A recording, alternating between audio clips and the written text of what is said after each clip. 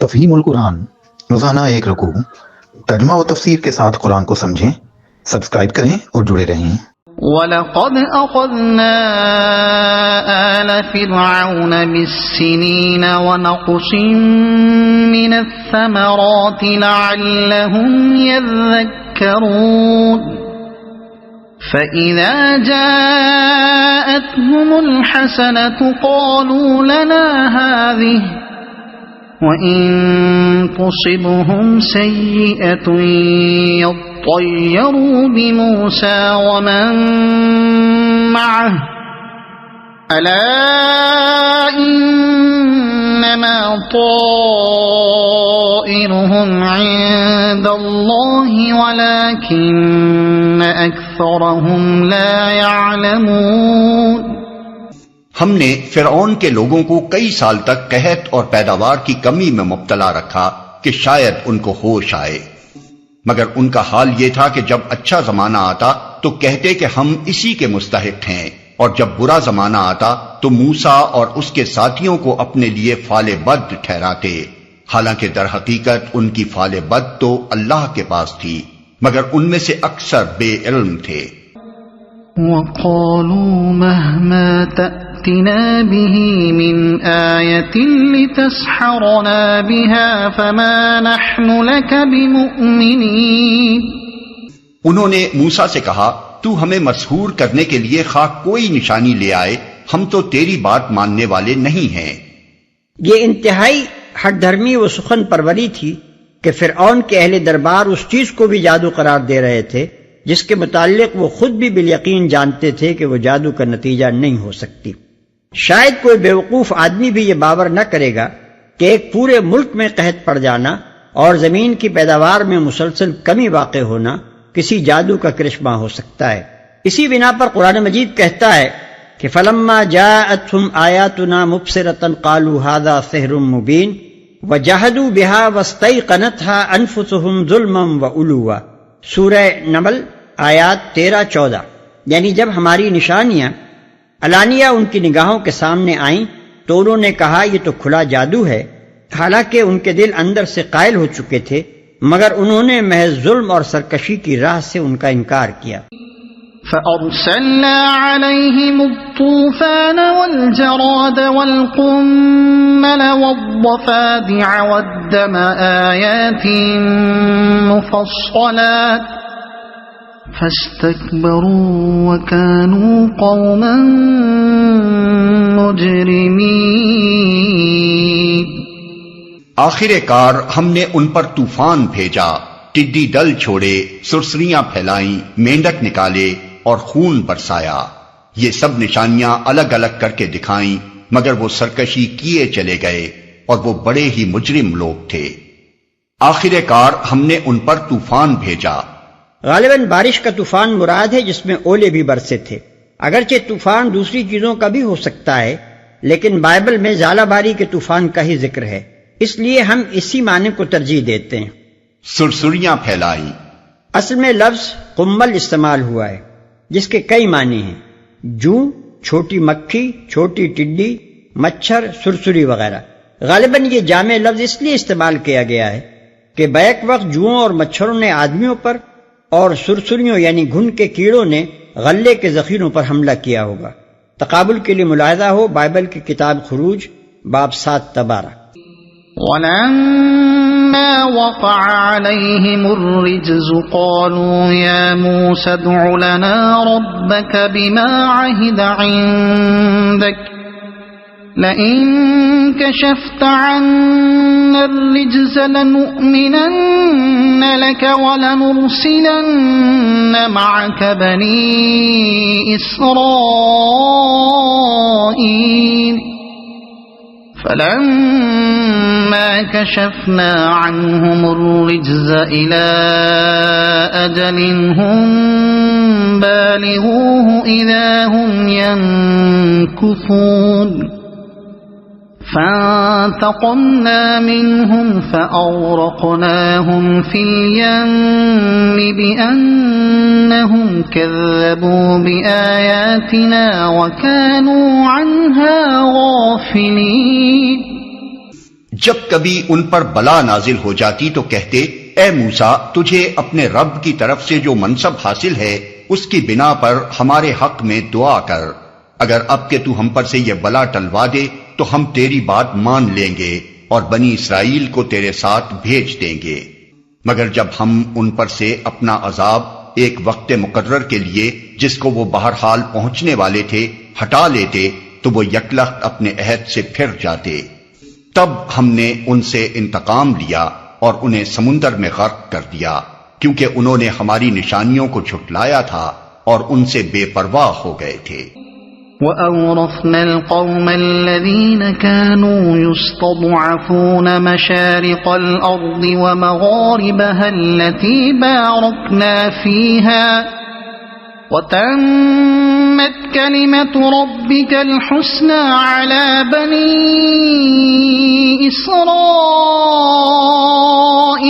بِمَا صَبَرُوا وَدَمَّرْنَا مَا كَانَ يَصْنَعُ فِرْعَوْنُ وَقَوْمُهُ وَمَا كَانُوا يَعْرِشُونَ۔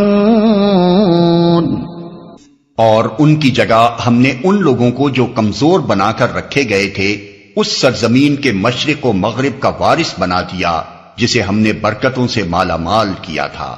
اس طرح بنی اسرائیل کے حق میں تیرے رب کا وعدہ خیر پورا ہوا، کیونکہ انہوں نے صبر سے کام لیا تھا، اور فرعون اور اس کی قوم کا وہ سب کچھ برباد کر دیا گیا جو وہ بناتے اور چڑھاتے تھے، جسے ہم نے برکتوں سے مالا مال کیا تھا۔ یعنی بنی اسرائیل کو فلسطین کی سرزمین کا وارث بنا دیا۔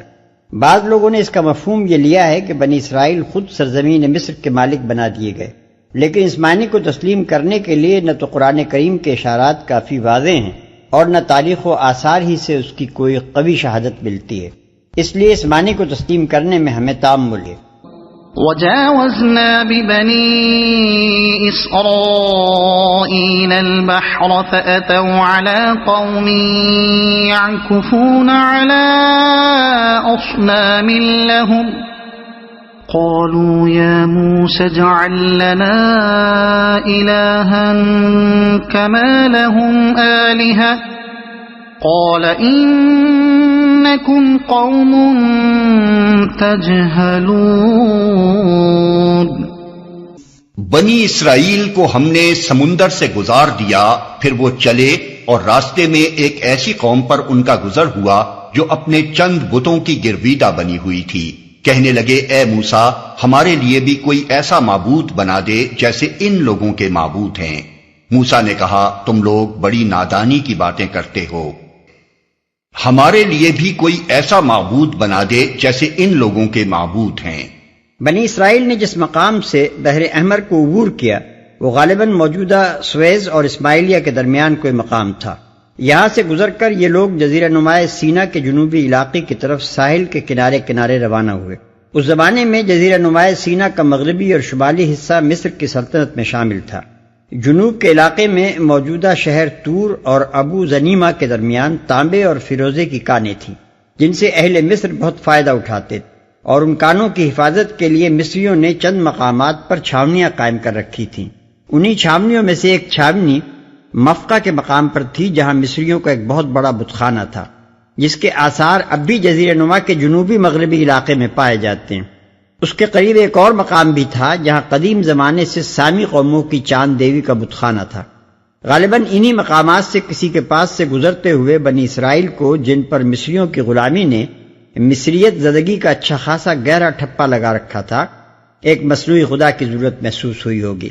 بنی اسرائیل کی ذہنیت کو اہل مصر کی غلامی نے جیسا کچھ بگاڑ دیا تھا، اس کا اندازہ اس بات سے بآسانی کیا جا سکتا ہے کہ مصر سے نکل آنے کے 70 برس بعد حضرت موسیٰ علیہ السلام کے خلیفہ اول حضرت یوشع بن نون اپنی آخری تقریر میں بنی اسرائیل کے مجمع عام سے خطاب کرتے ہوئے فرماتے ہیں، تم خداوند کا خوف رکھو اور نیک نیتی اور صداقت کے ساتھ اس کی پرستش کرو، اور ان دیوتاؤں کو دور کر دو جن کی پرستش تمہارے باپ دادا بڑے دریا کے پار اور مصر میں کرتے تھے، اور خداوند کی پرستش کرو، اور اگر خداوند کی پرستش تم کو بری معلوم ہوتی ہو تو آج ہی تم اسے جس کی پرستش کرو گے چن لو۔ اب رہی میری اور میرے گھرانے کی بات، سو ہم تو خداوند ہی کی پرستش کریں گے۔ یشوع باب 24 آیت 14 اور 15۔ اس سے اندازہ ہوتا ہے کہ 40 سال تک حضرت موسیٰ علیہ السلام کی اور 28 سال تک حضرت یوشع کی تربیت و رہنمائی میں زندگی بسر کر لینے کے بعد بھی یہ قوم اپنے اندر سے ان اثرات کو نہ نکال سکی جو فرعونہ مصر کی بندگی کے دور میں اس کی رگ رگ کے اندر اتر گئے تھے۔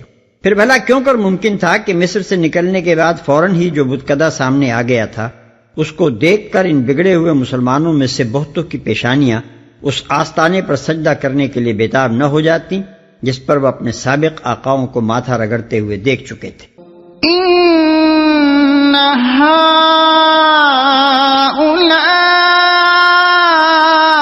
متبر ما هم فيه وباطل ما كانوا يعملون قال أغير الله أبغيكم إلها وهو فضلكم على العالمين وَإِذْ أَنْجَيْنَاكُمْ مِنْ آلِ فِرْعَوْنَ يَصُومُونَكُمْ سُوءَ الْعَذَابِ يُقَتِّلُونَ أَبْنَاءَكُمْ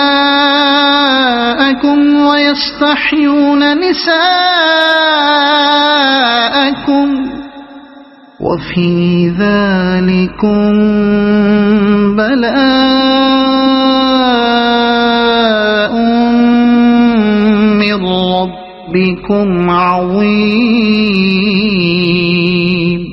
یہ لوگ جس طریقے کی پیروی کر رہے ہیں وہ تو برباد ہونے والا ہے، اور جو عمل وہ کر رہے ہیں وہ سراسر باطل ہے۔ پھر موسیٰ نے کہا، کیا میں اللہ کے سوا کوئی اور معبود تمہارے لیے تلاش کروں، حالانکہ وہ اللہ ہی ہے جس نے تمہیں دنیا بھر کی قوموں پر فضیلت بخشی ہے۔ اور اللہ فرماتا ہے، وہ وقت یاد کرو جب ہم نے فرعون والوں سے تمہیں نجات دی، جن کا حال یہ تھا کہ تمہیں سخت عذاب میں مبتلا رکھتے تھے، تمہارے بیٹوں کو قتل کرتے اور تمہاری عورتوں کو زندہ رہنے دیتے تھے، اور اس میں تمہارے رب کی طرف سے تمہاری بڑی آزمائش تھی۔ اگر آپ کو یہ ویڈیو پسند آئی ہو تو اسے لائک کریں، دوسروں تک پہنچانے کے لیے شیئر کریں، اور مزید ایسی ہی معلوماتی ویڈیوز کے لیے ہمارے چینل عبد المالک ہاشمی کو سبسکرائب ضرور کریں۔ نئی اپڈیٹس کے لیے بیل آئیکن دبائیں تاکہ آپ کو ہماری ہر نئی ویڈیو بر وقت مل سکے۔ آپ کی حوصلہ افزائی ہمیں مزید بہترین مواد بنانے میں مدد دے گی۔ شکریہ۔